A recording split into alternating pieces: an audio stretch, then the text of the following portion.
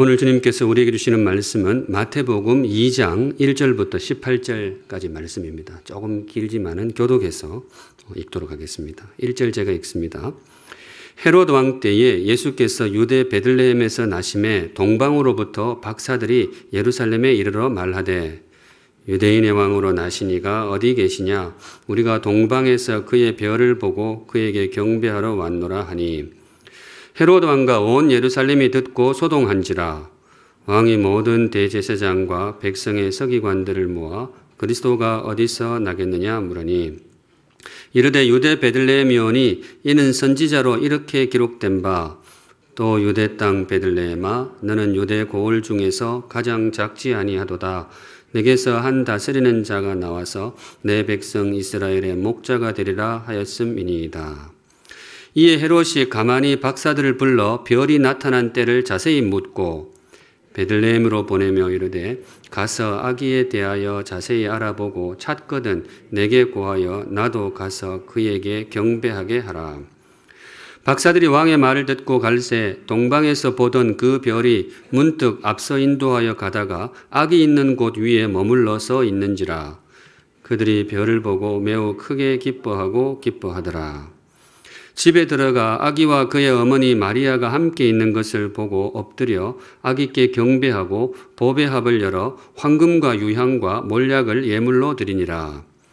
그들은 꿈에 헤롯에게로 돌아가지 말라 지시하심을 받아 다른 길로 고국에 돌아가니라. 그들이 떠난 후에 주의 사자가 요셉에게 현몽하여 이르되 헤롯이 아기를 찾아 죽이려 하니 일어나 아기와 그의 어머니를 데리고 애굽으로 피하여 내가 네게 이르기까지 거기 있으라 하시니 요셉이 일어나서 밤에 아기와 그의 어머니를 데리고 애굽으로 떠나가 헤롯이 죽기까지 거기 있었으니 이는 주께서 선지자를 통하여 말씀하신 바 애굽으로부터 내 아들을 불렀다 함을 이루려 하심이라. 이에 헤롯이 박사들에게 속은 줄 알고 심히 노하여 사람을 보내어 베들레헴과 그 모든 지경 안에 있는 사내 아이를 박사들에게 자세히 알아본 그 때를 기준하여 2살부터 그 아래로 다 죽이니 이에 선지자 예레미야를 통하여 말씀하신 바 라마에서 슬퍼하며 크게 통곡하는 소리가 들리니 라헬이 그 자식을 위하여 애곡하는 것이라. 그가 자식이 없으므로 위로받기를 거절하였도다 함이 이루어졌느니라. 아멘. 네, 오늘 이 말씀으로 주님 주시는 메시지를 함께 받도록 하겠습니다. 보통은 이제 이게 성탄절에 많이 묵상하는 제목 본문인데요. 그때는 예수님의 탄생에 초점을 많이 맞추게 되는데 오늘은 그 주변에 있었던 헤롯 왕을 중심으로 주시는 메시지를 묵상하도록 하겠습니다. 오늘의 말씀은 왕이 된 자의 슬픔입니다. 왕이 된 자의 슬픔. 혹시 제목이 좀 공감이 되시는지요? 왕이 된 사람의 기쁨이 아니고 영광도 아니고 왕이 된 자의 슬픔. 얼핏 모순처럼 보이지만은 조금 깊이 생각해 보면 고개를 끄덕이게 됩니다. 왕이라는 자리가 마냥 좋은 자리만 아니잖아요. 물론 제가 안 앉아봐서 모르지만은 옛날 그 시대를 다루는 사극 같은 걸 보면 왕이 나올 때 기뻐하는 모습보다 힘들어하는 모습이 더 많이 나오잖아요. 고뇌하고 정말 고심하고 괴로워하는 그런 왕의 모습이 많이 나오게 되는데 정말 그럴 것 같아요. 왕이라고 자기 마음대로 하는 게 아니잖아요. 어쩔 수 없이 이렇게 해야 되는 힘든 일들도 많이 있단 말이죠. 또 내 마음대로 할 수 있다고 그게 진짜로 행복하냐? 꼭 그런 것만도 아니잖아요. 그 영화 중에 왕이 된 남자라는 영화가 있었죠. 이병헌 씨가 1인 2역을 했었는데 연기를 이분이 굉장히 잘하잖아요. 그 중에 저한테는 인상적인 대사가 하나 있는데 이렇게 됩니다. 나는 왕이 되고 싶소이다. 나는 왕이 되고 싶소이다. 그런데 좀 뜸을 들이다가 하지만 나 살자고 누구를 죽여야 하고 그로 인해 누군가 죽어야 한다면 왕이 정말로 그러는 거라면 나는 왕이 되기 싫소이다. 연기가 좀 됩니까? 이분은 참 잘하더라고요. 이병헌 씨가 연기를 참 잘해요. 왕이라는 자리가 이 권력의 정점에 있는 사람이잖아요. 뭐든지 할 수 있어요. 심지어 누군가의 목숨을 거둘 수도 있는 자리입니다. 그런데 그게 때로 고통이 돼요. 참 자기가 누군가의 죽음을 명해가지고 그 사람이 죽었어요. 그날 밤 잠이 오겠어요? 내 마음대로 무언가를 할 수 있다는 그것이 어떤 힘이 되기도 하지만은 때로는 정말 인생의 큰 고통이 되기도 합니다. 막 그래도 좋으니까 한번 앉아봤으면 좋겠다. 뭐 그런 객기가 올라올 수도 있지만은 글쎄요, 왕이라는 자리가 그렇게 좋은 것 같지만은 않습니다. 오늘 주님께서 우리에게 주시는 말씀, 왕이 된 자의 슬픔입니다. 슬픔. 오늘 본문이 우리에게 선포하는 메시지가 한 가지가 있습니다. 왕이 되지 말라, 이거예요. 읽으시면서 느끼셨는지 모르겠는데요. 세미한 듯 하지만은 굉장히 큰 소리로 우리에게 우렁차게 본문이 외치고 있는 메시지입니다. 왕이 되지 말라. 다른 건 몰라도 왕자리에는 앉지 말라. 왜냐? 이 왕이 좋은 것 같아도요, 왕이 되는 순간 너무나 소중한 것을 잃을 수 있기 때문에 그렇습니다. 왕이 되면 얻는 것도 많아요. 왕이 되면 소중한 것들을 많이 얻을 수가 있습니다. 그런데 거꾸로 그 이면에 왕이 되면 놓치는 것들이 많아요. 정말로 소중한 내 인생의 보물을 왕이 되는 순간 놓칠 수가 있습니다. 성경이 오늘 그 이야기를 하고 있는데요. 무엇을 놓치게 되느냐? 진짜 왕을 놓치게 됩니다. 내가 왕이 되면 내 인생에 찾아오신 진정한 왕, 정말 내 인생의 구원자가 되시는 참된 왕, 그거를 놓칠 수가 있어요. 내가 뭐가 되면, 내가 왕이 되면 그 왕을 모실 수가 없습니다. 오늘 본문이 사실은 그 이야기입니다. 왕이 되었기 때문에 왕을 놓친 사람. 헤롯이 그 사람입니다. 오늘 헤롯이 예수님을 죽이려고 합니다. 군대를 파송해가지고 베들레헴 그 지경 안에 2살 아래로 사내아이를 전부 몰살을 시키게 됩니다. 근데 그 애들 죽이자고 군대를 보낸 게 아니고 결국 누구를 노렸는가 하면 예수님을 죽이자고, 아기 예수를 죽이려고 군대를 파송한 겁니다. 헤롯이 왜 이렇게 했느냐? 왜 그렇게 그 귀하신 분이 예수님이 오셨는데 왜 그분을 죽이려고 그렇게 군대를 파송했느냐? 헤롯이 뭐였기 때문에? 왕이었기 때문에 그래요. 이 사람이 왕이었어요. 왕은 절대로 받아들일 수 없는 존재가 있습니다. 다른 건 다 받아들일 수 있는데 왕은 절대로 이것만은 못 받아요. 왕을 못 받습니다. 그래서 이분이 정말 인생의 큰 상실을 여기서 겪게 됩니다. 오늘 설교가 다분히 조금 은유적이지만은 충분히 이해하시리라고 믿습니다. 왕이 되지 마세요. 2절에 보시면 동방 박사들이 이렇게 이야기를 합니다. 예수님 찾아와가지고 유대인의 왕으로 나신 이가 어디 계십니까? 우리가 좀 찾아뵙고 싶습니다. 왕으로 나신 분이 어디 계십니까?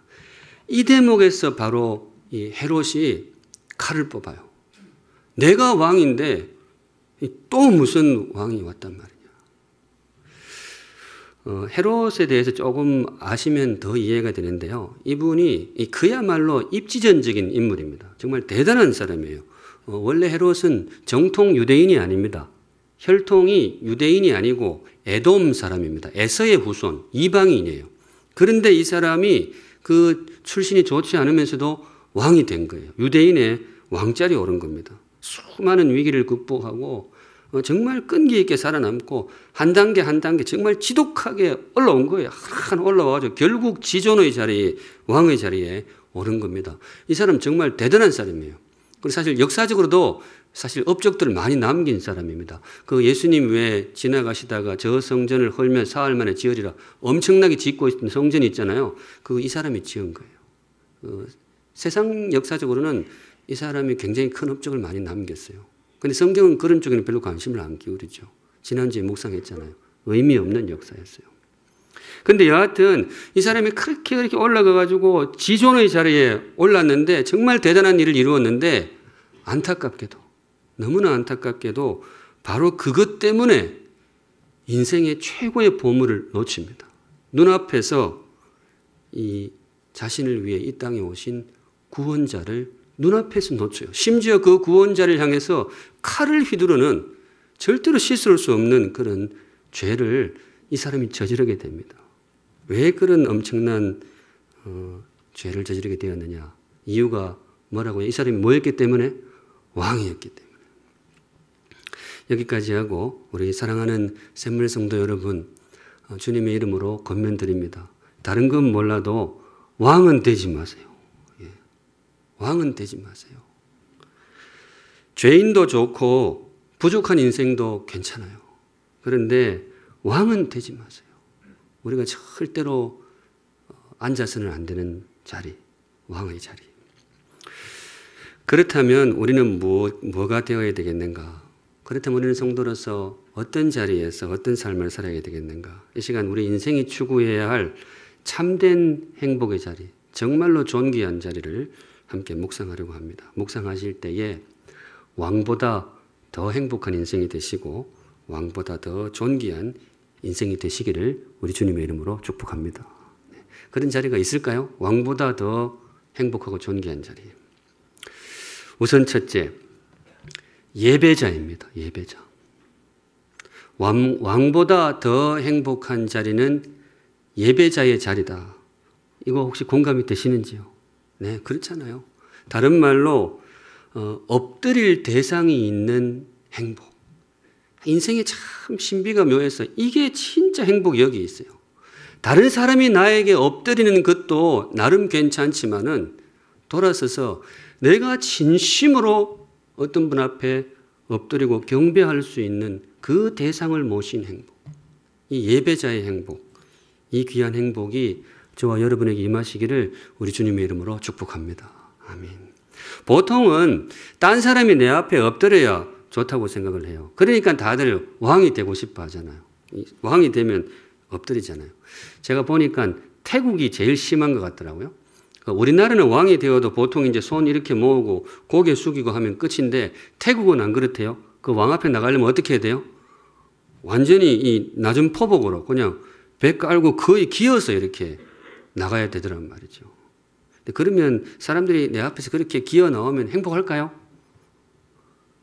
글쎄요, 안 그래봐서 잘 모르겠는데 나름 뭐 뿌듯하긴 할 것 같아요. 이렇게 고개를 숙이고 그러면 얼마나 좋겠어요. 그런데 성도 여러분, 더 깊은 행복이 있습니다. 정말 지혜로운 인생만이 누릴 수 있는 더 깊은 행복. 뭔가 하면 엎드릴 대상이 있는 행복입니다. 사람들이 내 앞에 숙이는 것도 나름 괜찮지만은 그것보다 몇 곱절 더 존귀한 행복이 뭔가 하면 돌아서서 내가 진심으로 그냥 정치적인 쇼 말고 정말 내가 진심으로 그분 앞에 엎드릴 수 있는 그런 분. 내가 진심으로 머리를 조아릴 수밖에 없는 그런 존귀한 분을 모신 그 행복. 이게 진짜 행복이죠. 근데 헤롯에게는 그런 대상이 없었어요. 전부 지 밑밖에 없어요. 부하밖에 없어요. 왜냐? 왕이니까. 이분에게는 엎드릴 대상이 없어요. 그런데 동방박사들에게는 그 행복이 있었습니다. 동방박사들 잠시 한 카트 나왔잖아요. 우리가 동방에서 그의 별을 보고 그에게 경배하러 왔노라. 뭐 정확한 이분들이 온 지역에 대해서는 학자들마다 조금 차이가 있습니다만 여하튼 굉장히 멀리 온 것은 틀림없어요. 맨날 며칠을 이렇게 낙타 타고 온 거예요. 멀리 왔는데 이분들이 왜 왔느냐? 경배하기 위해서. 그 어떤 과정을 거쳤는지 성경이 정확하게 소개해 주지는 않아요. 근데 필요한 건 다 이야기해요. 뭔가 하면 이분들에게는 뭐가 있었는가 하면 경배할 대상이 있었어요. 인생에 정말 참된 주인을 만난 거예요. 내가 가서 무슨 일이 있어도 정말 산 넘고 물 건너 가든지 무슨 일이 있어도 가서 내가 정말로 엎드려 경배할 인생의 주인을 만난 거예요. 성도 여러분, 이 인생이 행복한 거예요. 이게 정말 행복한 인생이에요. 주말 되면 뭐 놀러 가는 것도 좋고 또 골프 잘 맞으면 좋잖아요. 주말 되면. 그런데 그 행복도 괜찮겠지만은 비교할 수 없이 진짜 행복한 거는 뭔가 하면 주일이 왔을 때 내 일상을 다 내려놓고 내 모든 스케줄 다 포기할 수밖에 없고 어떤 분 앞에 나아가서 진심으로 찬양하고 진심으로 경배하고 진심으로 엎드릴 수 있는 내 삶의 주인을 모신 행복. 저는 이 행복이 세상에서 제일 존귀하다고 믿습니다. 그래서 우리 성도님들께도 이 존귀한 행복이 임하시기를 우리 주님의 이름으로 축복합니다. 아멘. 좋잖아요. 얼마나 좋아요. 근데 물론 사람들은 대체로 그런 걸 많이 좋아하는 것 같아요. 내 앞에서 엎드리고 그러면 좋은 것 같아요. 오래전이지만은 항공사 대표 한 분이 이것 때문에 구설에 올라가지고 결국 물러나셨잖아요. 이분이 항공사 대표니까 해외든지 어디든지 갔다가 오면 나올 때 되면 이제 그 사람들이 직원들이 쭉 도열을 해가지고 꽃다발 듣고 막 박수치고 이렇게 하신다더라고요. 그리고 막 행복하게 하는 그런 걸 보았는데 그게 참 좋은지 모르겠어요. 근데 최근에는 여러분도 잘 모르시겠지만은 목회자 한 분이 이걸로 구설에 올랐어요. 뭔가 하면 이분은 출퇴근할 때 교역자들이 두 줄로 도열을 해야 돼요. 들어올 때 도열을 하고 퇴근할 때도 도열을 하고 잠시 중간에 외출할 때도 점심 먹으러 나갈 때도 이렇게 쭉 해야 되는데 저도 한번 해볼까요? 근데 그게 좋을까 싶어요. 그게 행복할까? 물론 뭐 사람들이 내 앞에서 이러면 좋겠죠. 그런데 말씀 준비하면서 진짜 행복, 진짜 존귀한 건 뭐냐? 누군가가 나에게 숙이는 인생도 좋죠. 살면서 그런 것도 맛볼만 하죠. 그런데 진짜 행복은 돌아서서 내가 진심으로 숙일 수 있는 분, 내가 정말 마음 다해 경배할 수 있는 분, 그분을 모신 인생이 진짜 행복한 인생이라고 믿습니다. 그런 의미에서 헤롯은 참 불행해요. 그게 없어요. 저 여러분 정말 귀한 자리에 나오셨습니다. 경배할 수 있는 하나님을 모신 행복이 저와 여러분에게 영원토록 임하시기를 우리 주님의 이름으로 축복합니다. 아멘. 한 걸음 나아가서 인생의 참된 행복이 어디에 있느냐? 두 번째는 약한 자의 행복입니다. 이것도 공감이 되시면 좋겠어요. 약한 자의 행복. 약하다는 것이 행복이 될 수 있을까요? 약하다는 것이 행복이 될 수 있을까? 일반적으로는 그렇지 않죠. 일반적으로는 행복은 약함보다 강함이 있습니다. 강해야 행복하다. 그러니까 다들 이제 왕이 되고 싶어 하는 거죠. 왕은 강하니까. 그런데 인생의 신비가 묘해서 진짜 행복은 더 깊은 자리에 있습니다. 강함보다 강한 것보다 약함의 자리에서 진짜 인생의 소중한 보물을 발견하기도 합니다. 바로 그 자리에서 인생에 감추어진 진실을 만나고요. 약함의 자리에서. 또 그 자리에서 내 삶의 영원한 주인을 만나게 됩니다. 어디에서? 약함의 자리에서. 저는 우리 샘물 성도들이 모두들 건강했으면 좋겠어요. 정말 그랬으면 좋겠어요. 막 병은 딴 사람들 다 걸리고 우리 성도들은 다들 건강하면 좋겠어요. 그런데 그게 그 뜻대로 안 될 때가 많단 말이죠. 질병이 찾아오고 약함이 찾아오고 지금도 우리 성도들 중에 병상에 계신 분들도 있는데 또 모르죠. 돌다 보면 저한테도 그런 순수가 찾아올 수도 있죠. 그럴 때 참 힘들기는 합니다. 그런데 조심스럽지만은 성도 여러분 이 말씀 드리고 싶습니다. 그 시간을 허비하지 말고 요긴하게 사용하시기 바랍니다. 나에게 약함이 찾아왔을 때 그 시간을 그냥 흘려보내지 말고 잘 사용하고 나오시기 바랍니다.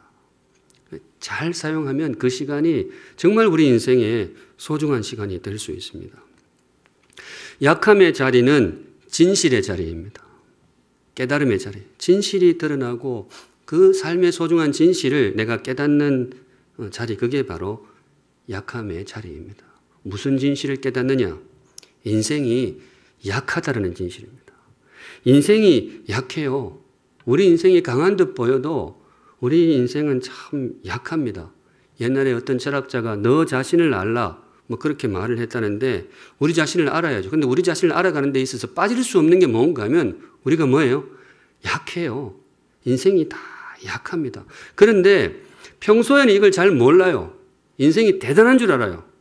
굉장히 강한 줄 알지만은 그런데 어느 순간 인생이 약하구나. 이 진실을 대면하게 되는 소중한 순간이 있습니다. 내가 바로 그 약함의 자리에 들어갔을 때입니다. 또 한 가지, 우리가 그 약함의 자리에서 깨닫게 되는 너무나 소중한 진실이 한 가지가 있어요.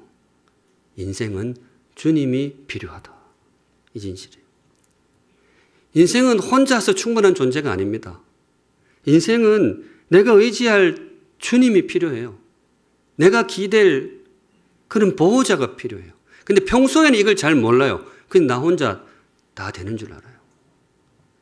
그런데 힘들지만은 이 정말 소중한 진실, 내 인생에 이 주님이 필요하구나. 그걸 깨닫게 되는 진실의 순간이 있는데 그게 바로 약함의 자리입니다. 마태복음 9장 12절에 바로 그 말씀이 나오는데요. 예수께서 들으시고 이르시되 건강한 자에게는 의사가 쓸데없고 병든 자에게라야 쓸데가 있느니라. 건강한 인생 따로 있고 병든 인생 따로 있고 이 말이 아닙니다. 인생은 다 약해요. 인생은 다 병든 존재입니다. 인생 자체가 질병인지도 몰라요. 인생은 다 약하고 그래서 주님이 필요해요. 우리가 기댈 주님이 필요해요. 그런데 이걸 아는 사람이 있고 그냥 모르고 살아가는 사람이 있어요. 이 귀한 진실을 깨닫는 자리가 있는데 약함의 자리입니다. 성도 여러분, 절대로 이 순간이 반가운 순간은 아니지만은 내가 그 자리에 이르렀을 때에 이 소중한 진실을 꼭 챙기고 나오시기 바랍니다.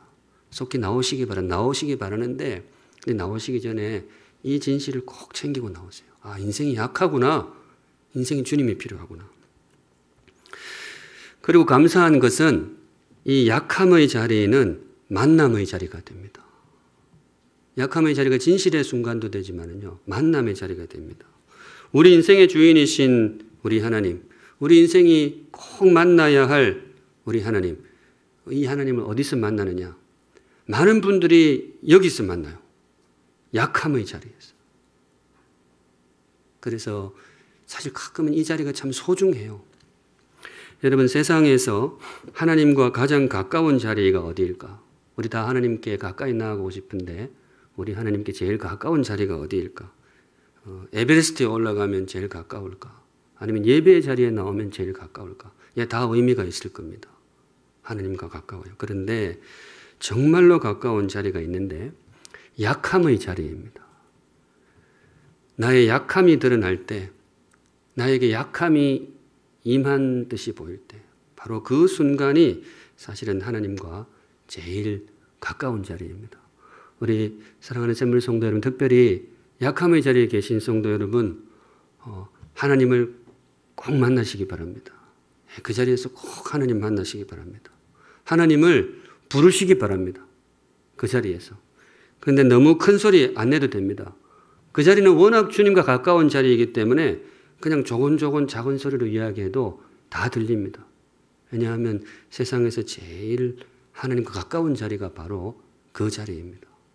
여러분들이 마음을 털어놓으실 때 우리 주님께서 반드시 여러분들과 함께 하실 것입니다.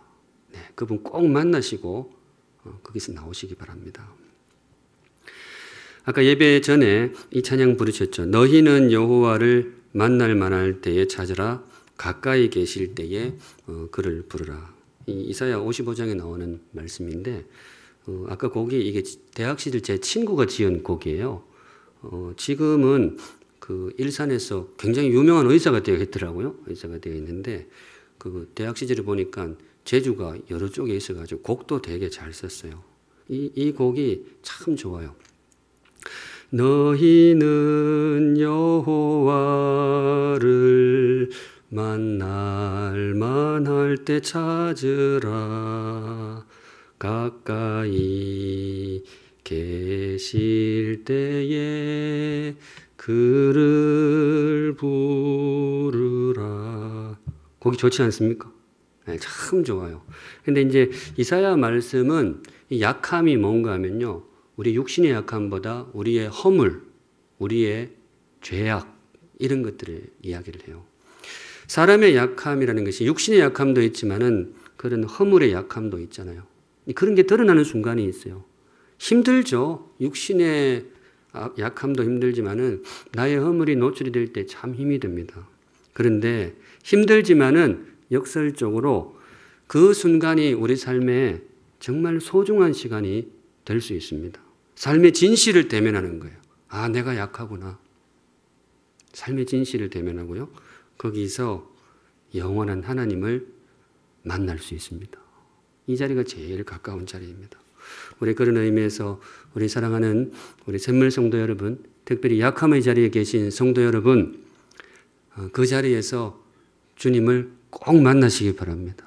네, 우리 주님을 꼭 만나시기 바랍니다. 그리고 승리하시고 주님과의 아름다운 추억을 가지고 그 자리에서 나오시기를 우리 주님의 이름으로 축복합니다. 아멘. 마지막으로 왕보다 더 복된 자리. 우리 인생에 정말 놓치지 말아야 할 참된 행복의 자리가 어디일까? 예배자의 행복, 또 약한 자의 행복 묵상했는데요. 마지막으로 한 가지 더 묵상하면 자녀의 행복입니다. 왕보다 자녀. 이거 공감이 되시는지요? 왕보다 자녀. 맞잖아요. 왕의 자리가 높이로 따지면 굉장히 높죠. 그렇지만은 행복의 깊이로 이야기하면 자녀의 행복에 비길 수는 없죠. 그래서 저는 우리 성도님들이 왕이 되는 것도 뭐 좋죠. 왕이 될 수 있는 것도 좋겠죠. 그런데 왕보다 자녀가 되시기를 우리 주님의 이름으로 축복합니다. 매주 선포하는 축복이 있잖아요. 자녀의 기쁨을 누리시고 거룩한 자녀의 삶을 살아가시기를 주님의 이름으로 축복합니다. 이게 진짜 행복이잖아요. 자녀의 행복. 주님은 세상 그 어떤 이름보다도 이 이름을 우리에게 주기를 원하셨습니다. 자녀. 이 이름이 제일 소중하기 때문에 이 이름을 주고자 하셨어요. 그게 바로 주기도문입니다. 주기도문은 그냥 주님이 머리 써가지고 이렇게 써낸 게 아니에요. 주님의 피로 쓰신 기도문입니다. 십자가의 보혈의 기초에서 만들어주신 기도문인데 그 첫 대목이 이렇습니다. 하늘에 계신 우리 아버지요. 이렇게 돼요. 이 주기도의 중심이 여기에 들어있어요. 이게 참 주기도의 모든 무게를 지배하고 있는데요. 하나님을 누구라고 부르라? 아버지라고 부르라 이거예요. 하늘에 계신 우리 아버지요. 저는 주기도를 주님이 가르쳐 주신 기도 이거보다 주님이 허락하신 기도 이 표현을 좋아합니다. 주님이 허락해 주셨어요. 뭔가 하면 하나님을 누구라고 부르기를 허락하노라? 아버지라고 부르기를 허락하노라. 하나님을 향해서 호부를 허하노라. 얼마나 좋아요. 또 주님이 선물하신 기도 이 풀이를 좋아합니다. 주님이 선물하신 기도. 받은 것은 기도문인데 이 뚜껑 열고 보니까 안에 담긴 것이 아버지가 있는 거예요. 아버지. 주기도를 통해서 우리 주님께서 하나님을 우리에게 아버지로 선물해 주십니다. 예수님의 십자가 보혈로 그 공로에 의지해서 하나님을 우리에게 아버지로 선물해 주는 기도. 그게 바로 주기도문입니다. 우리 사랑하는 샘물 성도 여러분, 왕도 좋지만은 자녀가 되시기를 주님의 이름으로 축복합니다. 신하를 거느린 왕도 좋지만은 문무백관을 거느린 왕도 좋지만은 그것보다 아버지를 모신 자녀가 되시기를 주님의 이름으로 축복합니다. 이게 참 행복하잖아요. 자녀가 좋지 않나요?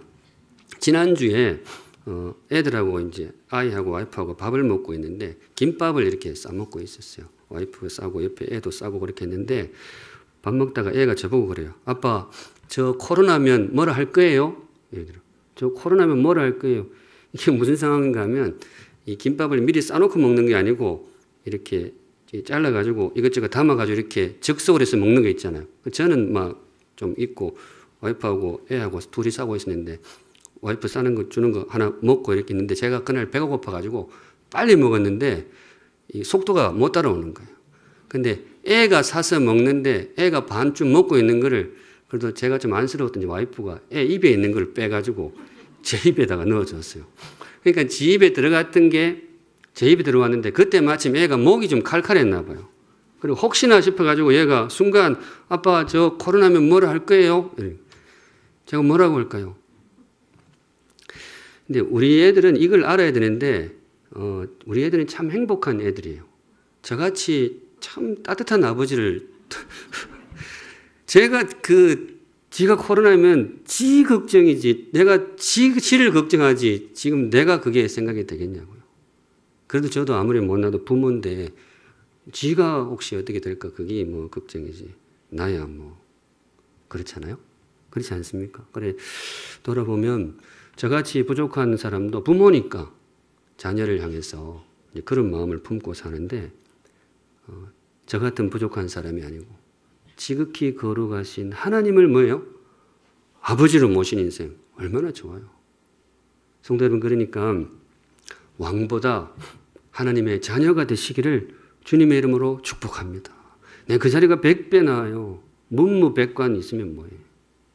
그것보다 아버지. 주기도문은 바로 그런 기도문입니다.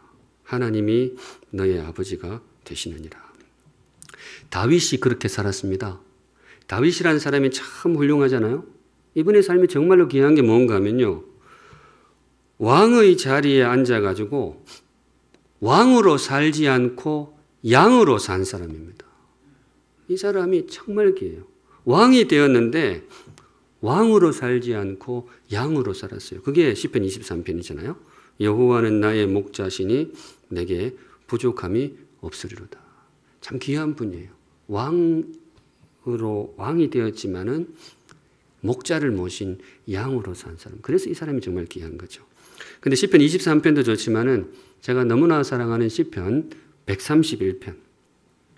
여호와여 내 마음이 교만하지 아니하고 내 눈이 오만하지 아니하오며 내가 큰 일과 감당하지 못할 놀라운 일을 하려고 힘쓰지 아니하나이다. 내 인생 그렇게 큰 업적 필요 없습니다. 뭐 간단히 말하면 그런 건데 이분의 소원이 뭐냐? 2절 같이 읽습니다. 시작. 실로 내가 내 영혼으로 고요하고 평온하게 하기를 젖된 아이가 그의 어머니 품에 있음 같게 하였나니 내 영혼이 젖된 아이와 같도다. 성도 여러분, 혹시 이거 누가 지은 시인지 아세요?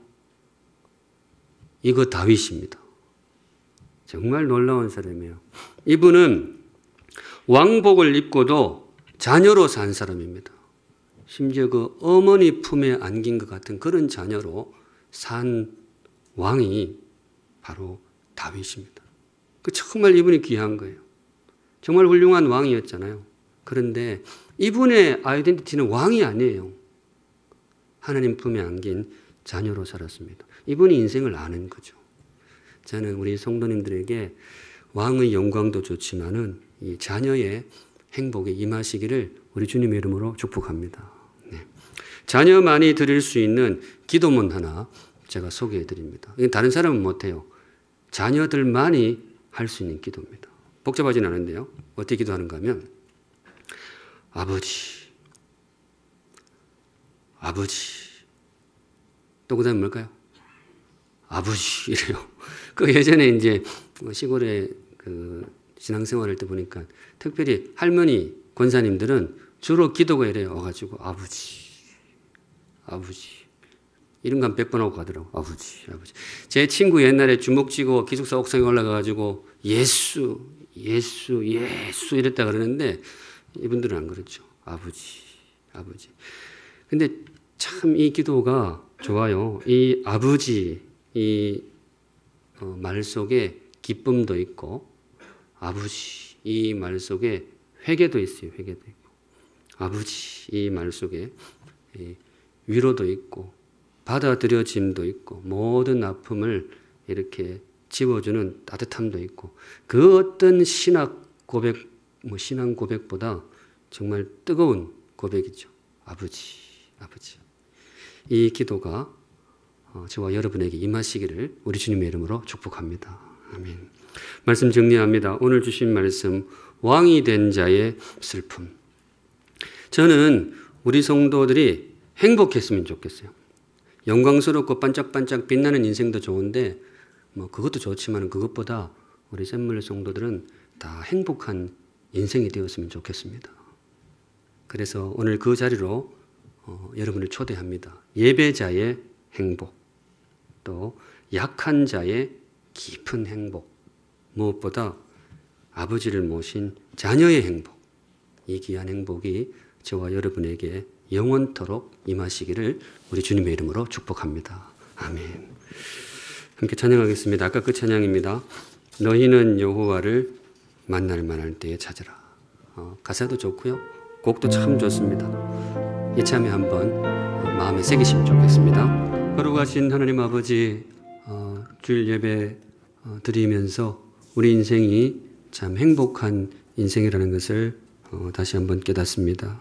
부족한 것도 있고 연약한 것도 있지만은 예배할 수 있는 내 인생의 주인이신 하나님을 모신 사람이기에 우리가 참 행복한 사람인 것을 고백합니다. 연약하지만은 의지할 수 있고 기댈 수 있는 하나님을 모신 인생이기에 참 복된 인생인 것을 고백합니다. 우리 성도들 약한 자의 자리에서 살아계신 하나님 꼭 만나고 그분과의 아름다운 추억을 가지고 속히 나오실 수 있도록 허락하여 주시옵소서.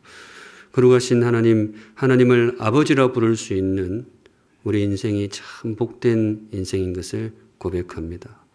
영원히 그 어떤 이름보다도 존귀하고 복된 이름, 하나님의 자녀, 이 이름 꼭 붙들고 살아가는 지혜로운 인생 되게 하여 주시옵소서. 아멘. 거룩하신 하나님 아버지, 오늘도 성도들 귀한 헌물 하나님께 올려드립니다. 성도들의 고백과 감사와 간구의 제목도 함께 드리오니 기쁘게 받으시고 우리 사랑하는 성도들을 가장 복되고 제일 선하고 존귀한 길로 인도하여 주시옵소서. 아멘. 지금은 우리 구주 예수 그리스도의 은혜와 우리를 위하여 외아들의 목숨까지 내어주신 하나님 아버지의 그 크신 사랑과 지금 우리의 삶을 가장 선한 길로 인도해 주시는 성령 하나님의 임재하심이 머리 숙여 주를 경배하는 사랑하는 모든 샘물 성도들의 그 삶과 걸음 위에 이제로부터 영원까지 항상 함께 계실지어다. 아멘.